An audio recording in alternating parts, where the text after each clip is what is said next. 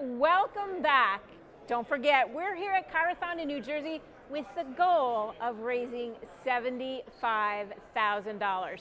And that is to raise the awareness about the benefits of chiropractic care. So to make a donation, you can go to f4cp.org/Chirothon. And if you're a doctor of chiropractic and you donate $180 this weekend, you will receive a complimentary 1-year membership with the foundation. So don't wait, do it today. Now this vignette is sponsored by NCMIC. NCMIC is proud to offer a wide array of insurance and financial products and services, as well as a countless practice resources.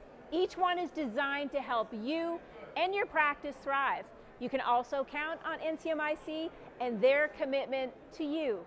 NCMIC is more than just an insurance company, because you're more than just a policyholder.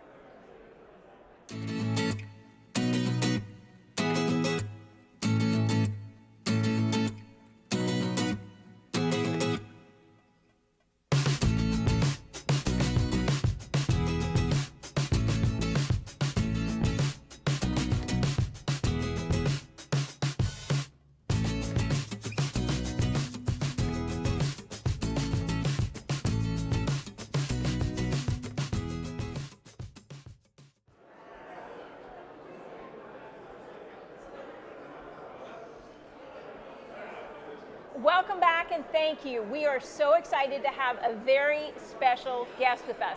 In fact, it is our very first neurosurgeon ever seen on ChiroThon. Excited to have Dr. Anthony Conti. Dr. Conti is a fellowship-trained neurosurgeon specializing in complex and minimally invasive spine surgery. He earned his medical degree from Albany Medical College and completed residency at Georgetown University. That's where he served as chief resident. He then pursued advanced fellowship training in complex spine surgery at Northwestern University. Dr. Conti focuses on motion-preserving procedures, spinal reconstruction, and minimally invasive techniques. He also treats select brain conditions, including tumors and hemorrhages. We are absolutely delighted to have Dr. Conti today to talk about whole being care and where he fits into this package. Thank you for having me, Sharon. Well, I know one of the things that our listeners are curious about is spinal surgery is a scary thing and you deal with it every single day. Yes. And I think as a listener thinking neurosurgery, how do I feel comfortable with that? And then a lot of them have questions about when do I actually know to see a spine surgeon? Absolutely. And my profession, I always tell my patients that surgery is really the last line option. A lot of people come into my office scared about the prospect of surgery, and I tell them, you know, it's something that only after really conservative treatments have failed, maximizing your options with physical therapy, chiropractic treatments, different pain management techniques, and still seeing that your quality of life is just not at a place that you want it to be due to pain, due to different neurologic symptoms such as numbness or weakness. That's when I typically say that it's the right move to see a neurosurgeon to consider spine surgery.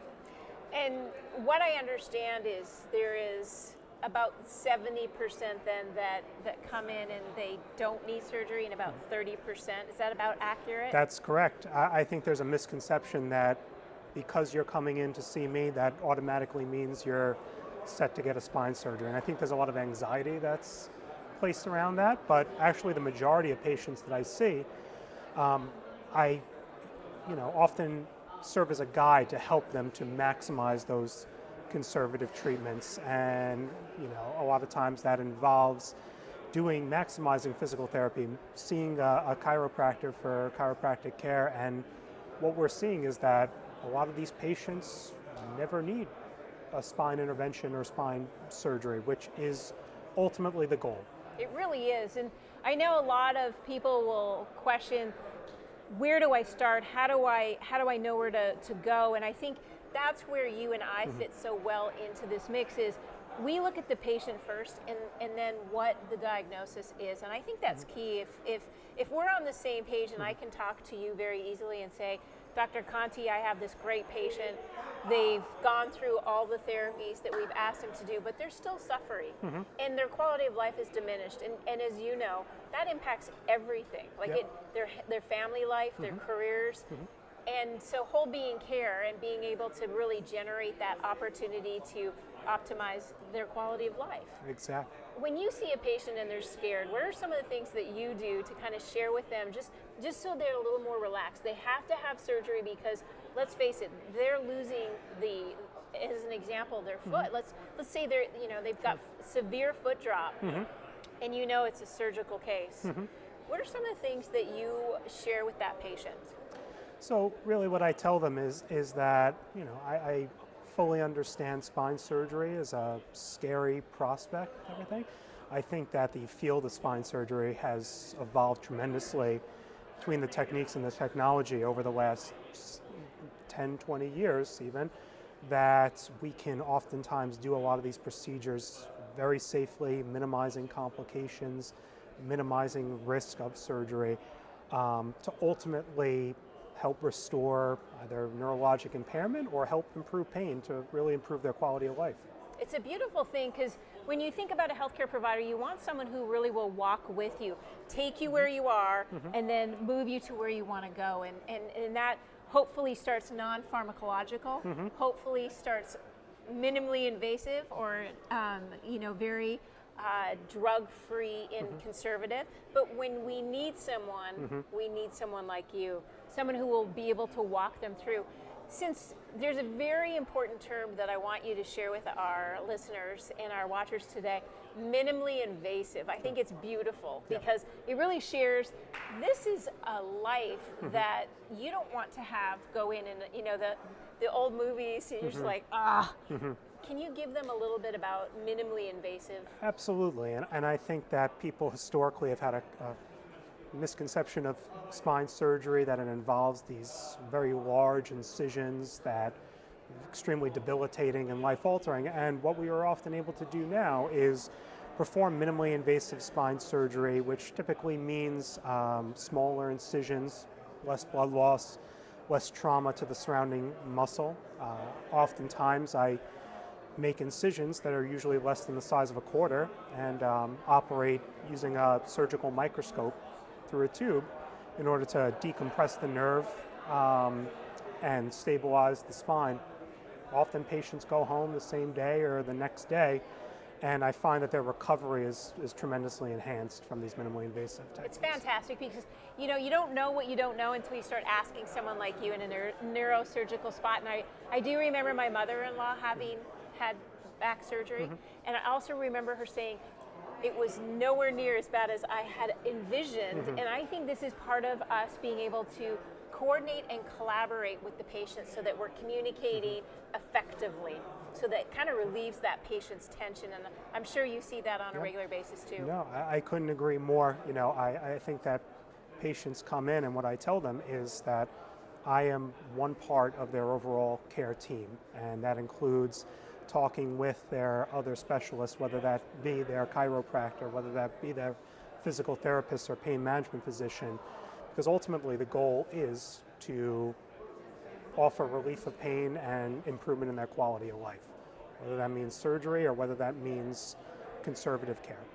So as we think about conservative care, and oftentimes injuries can bring those on, I'm kind of curious to injuries that create the neurosurgery issues, but I want to back up just a sec before I go deep into, so what do you do and how do you do it? So our listeners, some of them are consumers, some of them are fantastic chiropractors listening and thinking, wow, I have a friend in an area that I really do my best work to try to prevent, but when you need someone like you, they show up. What brought you into neurosurgery? I think just to see how tremendous a relief that patients can get with these surgical options involved in neurosurgery, how life-altering it is in terms of their extreme debility and neurologic impairment before surgery compared to the progress that they make afterwards, really sparked my interest and my love of neurosurgery. With spine, I think that the results are incredible and really life-altering for people in terms of where they're at before surgery and the degree of pain that they're experiencing compared to just the tremendous improvement they get even weeks to months afterwards. When a patient has surgery, let's say, for example, they had a significant motor vehicle accident, suffered sustainable and fairly traumatic injury to their spine. You come in, you do the surgery. What are some of the things that you tell a patient after surgery to think about? Sure. I tell them that you've had a major accident or incident, you've had a major spine surgery in order to stabilize your spine or decompress the nerves in order to prevent further neurologic injury or to help you to heal. And I tell them that, yeah, it's a life-altering event and it's going to require significant rehabilitation and treatments even afterwards in order to fully get you back to where you want to be in life. And it's something that requires patients to really have that drive, to really have that that inspiration to kind of move forward and do put in the work that they need to do in order to restore back their quality of life. You said something really beautiful, which I don't think a lot of our people that have never had spine surgery, inspiration. The ability for someone to take you to a place where you're scared and you're afraid, you've gone through the surgery, and then someone like you can actually say you're going to get better. Yeah.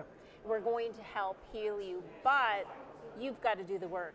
And I think that's where you and I can coordinate too, is we have to make sure we motivate them, inspire them, and let them know that we can't do that work for them. You've done your job, I've done my job. Now it's their role, and I think that's a really important whole being aspect. Absolutely. As we talked about with these conservative treatments, it's not just about doing it preoperatively and that's it. Same rules apply with your postoperative care and the collaborative effort to allow you to heal from surgery and ultimately kind of restore you to that level of functioning that you want to be at.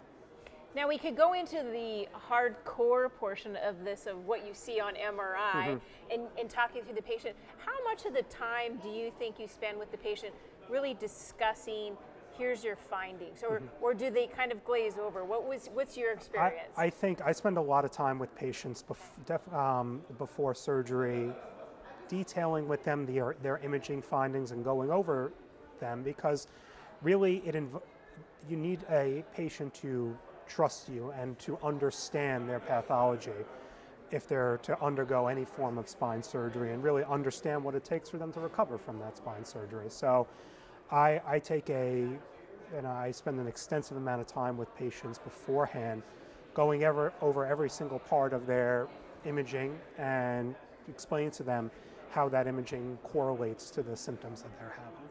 I think it's critical, and I applaud you for doing that, because I think a patient really doesn't care how much we know until they know how much we care. Yeah. And taking that time to sit with the patient and talk about the cause, because while pain is a symptom, we need to get to the root cause. For you, it's very serious. It's like getting into the intricacies, and I am in awe, because as a chiropractor, I see the whole body. Yep. I see it from a hands-on perspective, but now you guys are using robots and all sorts of things. Are you into the technology portion in the growth that's coming through? It must be massive. No, absolutely, and I think that the technology has really exploded over even these last 10 years, which has really enabled me to perform minimally invasive spine surgery safely, whether that be the use of intraoperative CT scanners that we then pair with our navigation in order to place pedicle screws or screws into the vertebrae accurately, whether that be using spine robots that actually can be used to pair with our navigation to place these pedicle screws and different instrumentation into the spine with tremendous accuracy. And what we've really seen is this technology has drastically cut down on our complication rates with misplaced hardware cut down on operative times, which is huge in reducing complications and post-operative blood loss. It's a problem many of us don't want to have, but you're spot on. Is technology is really helping us do better in the surgical world, and also mitigate on fundamentally what's going to happen in the future for that patient. Because if everything is done at a level of technique and technology together, meshing, because technology is only as good as the operator, and that's you. Exactly. And are you well trained? And clearly you are. Is the patient trusting you? Because I think even though we're in different disciplines, there's one thing we know for sure. If the patient trusts you, they have a better outcome. Exactly. If they understand what we do, they then have more faith that they're going to get better. And I think getting better is the patient-centric reality that we both want, no matter if it's conservative or operative. I think that's one of the key roles. So can you share with me, since technology has changed a great deal, what are some of the treatments and advancements in spinal care that are helping people feel better from your perspective? Sure. I think that, in terms of performing minimally invasive surgeries, we now perform minimally invasive fusion surgeries as well too, where we can place very intricate and complicated hardware through smaller and smaller and smaller incisions. And what used to be a surgery that would take patients days to recover or days to get back on their feet, we're now getting patients up and out of bed 6-12 hours after surgery. And that is crucial in terms of controlling postoperative pain, in terms of getting you back, getting you more mobile, and ultimately getting you back home quicker. That's beautiful. Yeah. That's beautiful. He's a very talented neurosurgeon, you can tell. Not only is the empathy there, I can see it as you talk, but you want to be the best you can be. And that's why he's in a group with 22 other neurosurgeons. And that collaboration just in and of itself is kind of a nucleus for success. But I want to ask you this, as a chiropractor, and also really realizing that technique, technician, opportunity, what would you say, and I want our listeners and watchers today to hear this, when you have to know, you need to have surgery. Okay, so there's a definite deficit, and you're losing, example, bowel movement. It's time. We have to do something. What would you advise so that, should we ever be in this position, we ask the right questions? What are one or two questions, if you were in that position, you knew you had to have surgery, what are one or two questions that you think that the patient should be asking before they have surgery to that neurosurgeon? That's a fantastic question. And I think it all goes back to what you were saying before about there needs to be that level of trust there. There needs to be that level of understanding, which is why I go over everything so extensively preoperatively. I think it's important for patients to really understand the complexities of the operation that they're about to undergo, whether that be what techniques are you going to use? Is it going to be minimally invasive or an open surgery? What does my recovery look like after that surgery? These are all absolute vital questions that a patient should be asking when they know that they're going to have surgery, because they need to have an understanding about what that postoperative care is going to look like, what that recovery is going to look like. Very critical pieces, because as you venture into a world unknown, which many of us end up being, we're kind of nowhere. We know we have this very, very unfortunate problem. We need to get it addressed. We have a collaborative team, which is beautiful. But those questions are critical, because you have to go from nowhere to now, here, by the words you tell me. As a neurosurgeon, confident in what you're about to perform, I think the world needs to know whole being care does not mean one type of therapy. It means a collaboration and almost a celebration of that patient so that they get what they need when they need it. And I think it's a beautiful thing that you've brought forward. And one last question for you. After the surgery, do you often see, and I'm generalizing, and that's not always fair, but do you often see that most people can go back to their, if they're a high impact aerobic individual, tell me, on general, do they get to go back to their activities of daily living? Absolutely. That's really the goal of surgery. Is what I tell people is we are trying to minimize your pain and maximize your quality of life and your day-to-day functioning. And I think that, yeah, depending on what type of pathology the patient has, depending on how severe any deficits are or symptoms are beforehand, it does alter the timeline about how long their recovery is. But ultimately the goal is to get them back to doing the things that they want to do, whether that's just going to the gym, exercising, going golfing. And I tell my patients that is definitely something that they can look forward to and a goal that can definitely be reached even after a complex spine surgery. I love that. I think that's what really inspires all of us, is that we want to know that our life can come back. We want to know that someone as talented as you can allow me to go back to golfing, or the things that I really love, picking up my grandchild or something of that nature. That's the confidence and the questions you should be asking. And I think just opening these very delicate conversations where collaboration is key, and that you, the patient, feels really cared about in your centric opportunity for treatment. So I want to thank you, Dr. Conti, because I think you really helped our audience learn more about what you do and learn more about what to ask. But importantly is that we're a whole being care provider. Absolutely, and thank you so much for having me on, Sherry. My pleasure, thank you. Okay. Well, we want to thank you for taking your time in your busy schedule to join us today. It's important to talk to other healthcare professionals from this very unique perspective. And if you're watching now, don't forget the importance of ChiroThon, and why we're really here is really to help patients know what whole being care is all about. And you can donate, but I want you to know we've already raised, and we've only been doing this for the first 3 hours of today. It's Friday, and I love Fridays, so make my Friday even better. We're at $1,975. And this weekend is about you and the incredible guests and the generosity of their donated time, talent, and wisdom to inform you about your healthcare options. How do you take care of your whole being? How do you take care of your health? Well, that's going to be all weekend long. We want to have a short break, but do not go away, because we need you right back here. In the meantime, yes, you can. You can go to f4cp.org/Chirothon. You can make a donation. Every dollar helps. There is no such thing as a small donation, so whatever you can afford, we would greatly appreciate it. Let's spread chiropractic around the world.